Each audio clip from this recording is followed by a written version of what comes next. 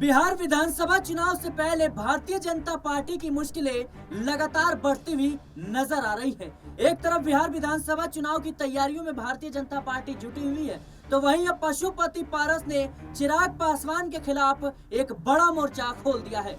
दरअसल बीते दिनों जिस तरीके से पासवान समाज के लोग अपनी विभिन्न मांगों को लेकर पटना में प्रदर्शन कर रहे थे और उस पर नीतीश कुमार की पुलिस, बिहार पुलिस लाठीचार्ज कर देती है। अब होना क्या था, पासवान समाज के लोग नाराज हो जाते हैं, आक्रोशित हो जाते हैं और उसके बाद उन्होंने खुले तौर पर एनडीए को यह धमकी दे डाली, ये चेतावनी दे डाली कि नीतीश कुमार को इस लाठीचार्ज का अंजाम भुगतना पड़ेगा बिहार विधानसभा चुनाव में। आपको बता दें कि अब उनकी मांगों का समर्थन पशुपति पारस ने कर दिया है और इसके साथ ही जिस तरीके से चिराग पासवान ने पूरे के पूरे मामले पर अभी कुछ भी जो है चुप्पी नहीं तोड़ी है और ऐसे में कहीं न कहीं पासवान समाज के वोटर्स को साधने के लिए पशुपति पारस ने एक बड़ा कदम उठाया है। इसके साथ ही उन्होंने भारतीय जनता पार्टी को भी चेतावनी दे दी है। दरअसल उन्होंने कहा कि बिहार की 243 यानी सभी सीटों पर मैं चुनाव लड़ने की तैयारी कर रहा हूं, मेरी पार्टी चुनाव लड़ेगी। और उन्होंने कहा कि अगर भारतीय जनता पार्टी सम्मानजनक सीटें देती है तो ठीक, वरना जहां हमें मौका मिलेगा, जैसे मौका मिलेगा, सम्मानजनक सीटें मिलेंगी तो मैं उनके साथ जोड़ता हुआ नजर आऊंगा। तो क्या चिराग पासवान के खिलाफ अब पशुपति पारस ने मोर्चा खोल दिया है? इसी मुद्दे पर बातचीत करने के लिए हमारे साथ नाज़मीन मौजूद हैं। नाज़मीन, कैसे देख रही हैं आप? देखा जाए तो जिस तरीके से पशुपति पारस ने पासवान समाज के लोगों का जो मांग है उसका समर्थन कर दिया है, एक बार विस्तार से बताइए। देखिए, पशुपति पारस की बात करें तो समर्थन करना वाजिब बनता है, क्योंकि जिस तरीके की स्थिति अब बिहार में बन रही है कि जहाँ नीतीश कुमार कहते हैं कि हमने बिहार में बड़ा बदलाव किया है। तेजस्वी यादव की बात करें या लालू प्रसाद यादव की बात करें तो लालू प्रसाद यादव के दौरान जब सरकार थी तो यहाँ पर गुंडा राज देखने को मिलता था, यहाँ पर हर वर्ग रोजगार से वंचित रहता था, शिक्षा का स्तर नहीं था, बदहाली थी बिहार में। लेकिन आज वही नीतीश कुमार कहते हैं कि कितना बदलाव कर दिया है। आज कानून व्यवस्था इतनी मजबूत है, यहाँ पर हर वर्ग कहीं ना कहीं अपने मुद्दों के जरिए अपने आप को सुरक्षित समझता है। लेकिन जब पासवान समाज ने 23 जुलाई को विरोध प्रदर्शन किया कारगिल चौक पर, उस दौरान समझ में आया कि नीतीश कुमार जिस तरीके के दावे करते हैं वो दावों में वो खुद ही फंसते हुए नजर आ रहे हैं। पासवान समाज की कुल मिलाकर 12 मांगे और 12 मांगों में से जो मुख्य मांग नजर आती है वो है अपनी पुश्तैनी नौकरियों के दौरान उसमें हिस्सेदारी को लेकर। अब ये पुश्तैनी नौकरियां आज से नहीं है, अंग्रेजों के कार्यकाल से देखी जा रही है। ये भी देखा जाता है कि जब बदलाव होता है और बिहार में बदलाव की स्थिति आती है तो यही पासवान समाज है जो एक गार्ड की भूमिका निभाते हैं, जो एक चौकीदारी के रूप में नजर आते हैं, चौकीदार कहे जाते हैं।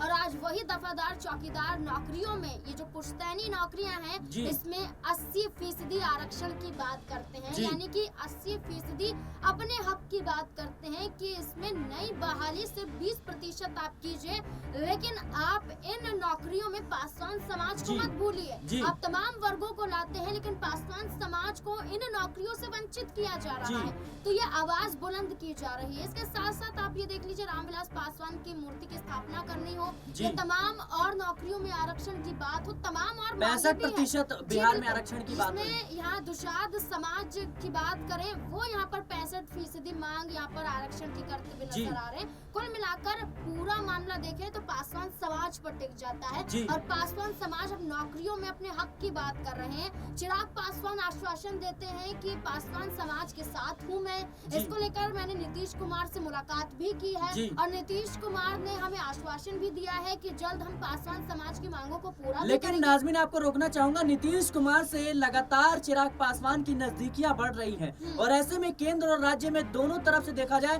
तो चिराग पासवान की भूमिका काफी अहम मानी जा रही है। लेकिन इसके बावजूद उनके समाज के लोगों पर जिस तरीके से लाठीचार्ज हुआ, जाहिर सी बात है जनता आक्रोशित है और कहीं न कहीं मौके पर चौका मारते हुए पशुपति पारस ने खुले तौर पर यह ऐलान कर दिया है कि मैं पासवान समाज की मांगों की समर्थन करता हूं। तो क्या अब जो मुश्किलें हैं वो कहीं ना कहीं चिराग पासवान के लिए बढ़ने वाली है, क्योंकि पशुपति पारस अगर बिहार विधानसभा चुनाव में सभी सीटों पर चुनाव लड़ते हैं या फिर इंडिया गठबंधन की तरफ जो है अपना रुख करते हैं, तो जाहिर सी बात है चिराग पासवान की कहीं ना कहीं मुश्किलें बढ़ती हुई नजर आ सकती हैं। देखिए बिल्कुल चिराग पासवान की मुश्किलें बढ़ाने के लिए ही पशुपति पारस ने पहले पासवान समाज के हक के लिए अपनी आवाज को बुलंद किया। जी बिल्कुल। साथ ही साथ अब पशुपति पारस ने 243 विधानसभा सीटों पर चुनाव लड़ने का ऐलान किया। इतना ही नहीं, वो ये कहते हैं कि हम तैयार हैं 243 विधानसभा सीटों पर चुनाव लड़ने के लिए। हम सितंबर के महीने में सीटों को लेकर, चेहरों के नामों को लेकर चर्चा करेंगे। फिर हम जनवरी के महीने में भारतीय जनता पार्टी से सलाह लेंगे, यानी कि एक बड़ी मीटिंग होगी।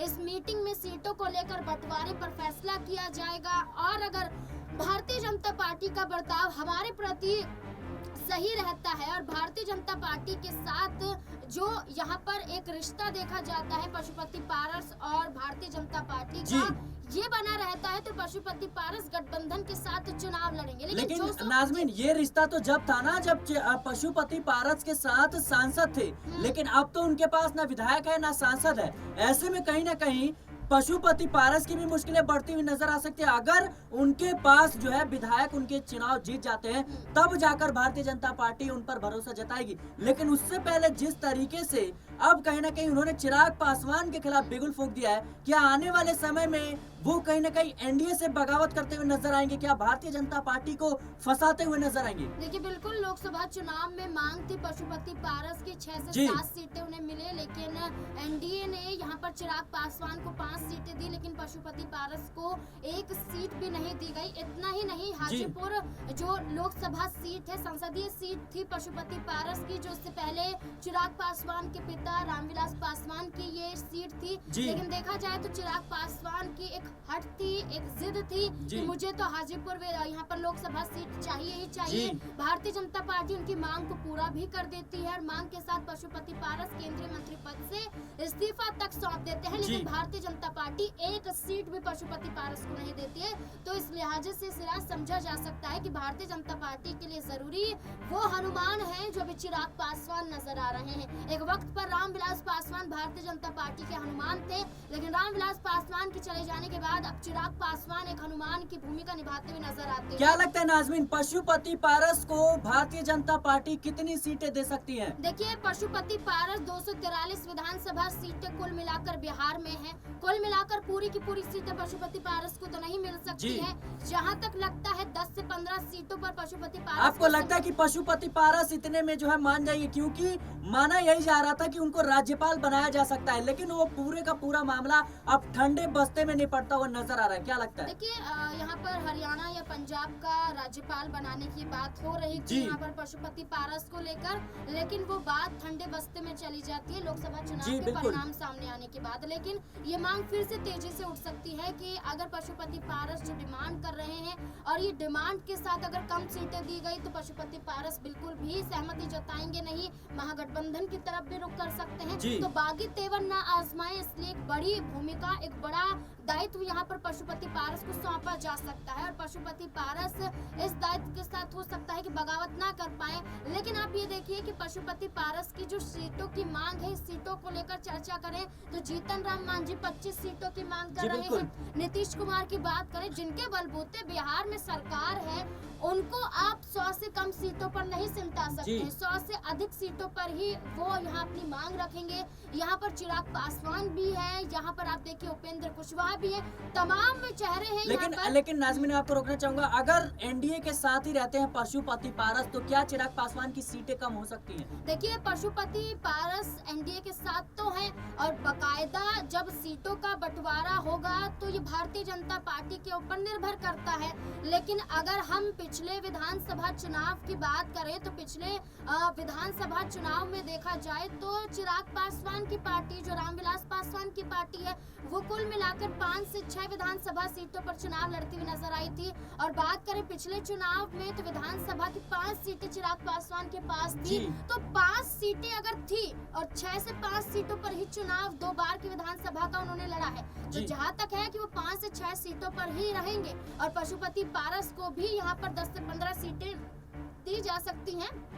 तो सीटों का अंतर देखा जा सकता है, लेकिन बिल्कुल यहाँ पर एक बड़ी बगावत हो सकती है अगर दो दल और चाचा भतीजे जो एक दूसरे की राहें यहाँ पर अलग नजर आती हैं। लोकसभा चुनाव में सबने इसकी तस्वीरें देखी हैं। अगर भारतीय जनता पार्टी सीटों का बंटवारा करती है तो वाकई बगावत होना तो लाजमी है। जी बिल्कुल, कहीं न कहीं चिराग पासवान के चाचा पशुपति पारस ने भारतीय जनता पार्टी को सीधे तौर पर चुनौती दे दी है, चेतावनी दे दी है और कहा है कि अगर सम्मानजनक सीटें नहीं मिलती है तो मैं अपना कुछ अलग कदम उठा सकता हूं। वहीं बात करें तो जिस तरीके से पासवान समाज के लोगों पर लाठीचार्ज की गई, इसको लेकर के पशुपति पारस ने एक बड़ा दांव खेला है और लगातार अब पशुपति पारस चिराग पासवान की नीतियों पर सवाल उठा रहे हैं। बहरहाल इस पूरे के पूरे मामले पर देखा जाए तो बिहार में राजनीति गरमाई हुई है। देखना होगा पशुपति पारस क्या कुछ कदम उठाते हुए नजर आते हैं। फिलहाल के लिए इस रिपोर्ट में इतना ही। देश और दुनिया की तमाम खबरों के लिए बने रहे नेक्स्ट टाइम पॉलिटिकल बाइट के साथ।